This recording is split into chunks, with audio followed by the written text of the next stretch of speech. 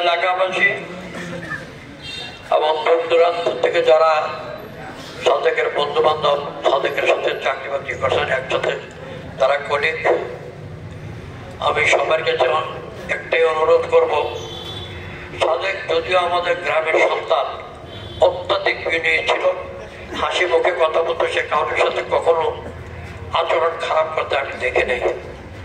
তো আমি যতটুকু আমার পূর্বের বক্তারাও ঠিক একই কথা বলছেন সাদেক সম্বন্ধে।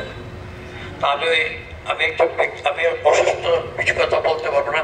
তা আমরা সবাই সাদেকের জন্য মাপ চাইছি আল্লাহর কাছে, আল্লাহ যাতে সাদেককে মাফ করে দেন, আল্লাহ যাতে সাদেককে ব্যস্ত নসিব করেন, এই কথা বলে আমি আমার বক্তব্য শেষ। আসলে আপনারা সবাই জানেন যে সাদেক প্রথম আলোর পটু সাংবাদিক ছিল। আপনাদেরকে একটু বিরক্ত করি, একটু সময় চাচ্ছি, ওনার দুইজন চিফ অফিসার আমাদের কুমিল্লার পৌঁছার পথে, একটু আপনারা কষ্ট দেয়, কিছু মনে করবেন না। এখন আপনাদের সামনে সংক্ষিপ্ত বক্তব্য রাখার জন্য অনুরোধ করবো আমাদের সাজ্জাদুল কবি সাজ্জাদ ভাইকে, একটু কথা বলার জন্য অনুরোধ করবো।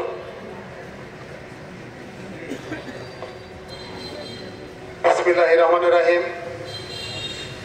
প্রথম আলো কুমিল্লার ফটো সাংবাদিক এম এ সাদেক ভাই, আসলে বিশ্বাস করতে আমাদেরকে কষ্ট হয় যে সাদেক ভাই নাই, আর ওনার জানাজায় দাঁড়িয়ে আমরা বক্তব্য দিচ্ছি।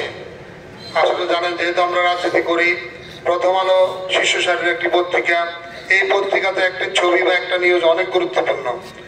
আর আমাদের কুমিল্লায় যেহেতু রাজনৈতিক চর্চাটা খুব সক্রিয় ছিল, প্রায় সময় আমরা সাদেক ভাইকে আমি ব্যক্তিগতভাবে ফোন করতাম, ভাই আমাদের একটা প্রোগ্রাম আসেন না, একটা ছবি ধরেন না। যেদিন ছবি উঠতো উনি বলতেন, সাদেক ভাই ছবিটা পাঠাইছি, পত্রিকাটা দেখছেননি, পাইছেননি। আর সবচেয়ে বড় ওনার বড়গণ ছিল, উনি অনেস্ট ছিলেন। উনি কখনো টাকা পয়সা নিয়ে উনি কখনো ছবি উঠেছে এটা আমার মনে পড়ে না।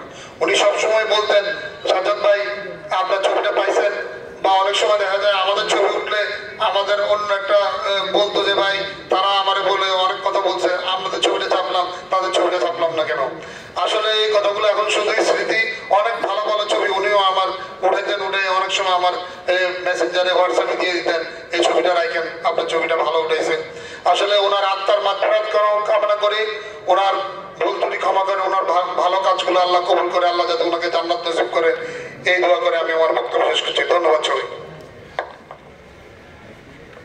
সম্মানিত উপস্থিতি, এখন আপনাদের সাথে দু একটি কথা বলার জন্য অনুরোধ করবো আমাদের সাবেক কাউন্সিলর জনাব আব্দুর রহমানকে, দু একটি কথা বলার জন্য অনুরোধ করছি।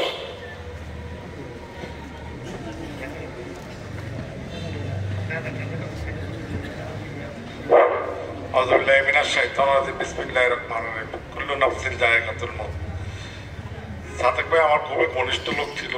আমি একটা স্মৃতি বলতেছি আর কি। এখন আমি যখন নির্বাচনটা দাঁড়াইলাম, মার্কাটা নিয়ে আসলাম, আমার একটা ফোন দিল সাদেক ভাই, করে তো রমান আমি তো ভাই এলাকাতে আপনার এলাকার বাড়ি দিয়ে তো আসছি, এখন তুই একটা ছবি বানা আমার তাড়াতাড়ি।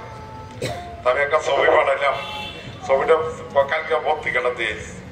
প্রথমত একটা ছবি আসা মানে বহুত বিশাল ব্যাপার এটা।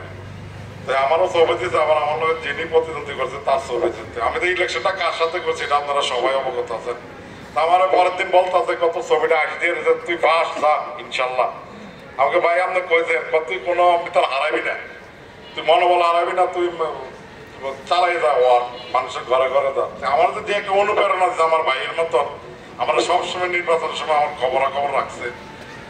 কি বলবো, আমি কালকে দুষ্টামি করছি, কথা ছবি দিচ্ছে কালকে, কিন্তু ফেসবুকটা আপনারা দেখেন ওনার যে কালকে কতগুলো ছবি দিচ্ছে, হরেক ডিজাইনের ভাবে ছবি। আমি আমার দুষ্টামি করলাম। আজকে আমার সাধু ভাই ফোন করে কইতেছে যে সাদেক তো মারা গেছে। আমি বললাম ইন্না নিল্লাহি ওয়া ইন্না ইলাইহি রাজিউন। এটা কি কথা সাধু ভাই, আপনি কি কইতেছেন? আমি তো আমার জিগের ভাই, আমি যাইতেছি। তো সাদেক ভাই যদি চলার পথে কোনো ভুলটি করে যায়, আল্লাহর রাস্তায় ওনারা মাফ করে দিবেন, আল্লাহর রাস্তায় ওনারা মাফ করে দিবেন, আল্লাহর রাস্তায় মাফ করে দিবেন। আসসালামু আলাইকুম ওয়া রাহমাতুল্লাহি ওয়া বারাকাতুহু।